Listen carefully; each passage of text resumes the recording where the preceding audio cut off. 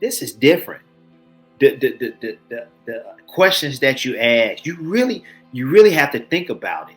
It's like you have to think about it and then stop and then think about it again, and so we know what we truly want to talk about. And I love it, man, because it got me thinking. It got me thinking like I was back at school again. It was like an educational moment. Trying to like a science test or a math test, something like that, where you're trying to compete against everybody in the classroom. So, man, this is beautiful. You're doing a great job, Avi. But there was this feeling of competition when I got on board there when we started the show, and then it became for me more educational, and it was like I forgot the competition.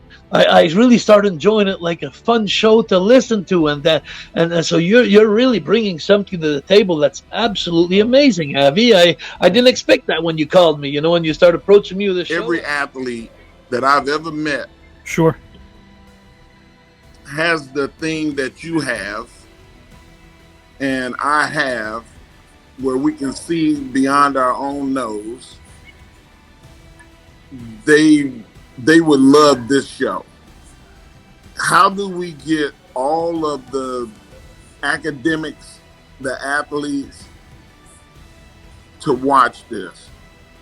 What do we need to do to push the narrative of there's something out here that's entertaining over what you see on the internet and what you see on mainstream television?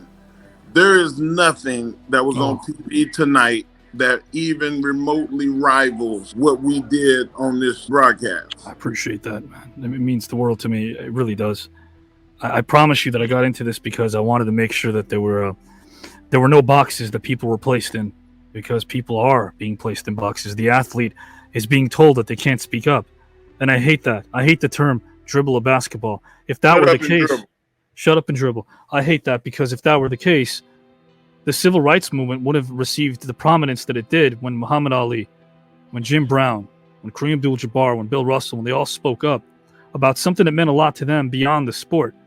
And I guess that's my super objective. My big objective is to make sure we interweave all of that, bring different people from different walks of life that never get a shot to talk about something other than their profession. But you showed us your heart and soul, and I appreciate that.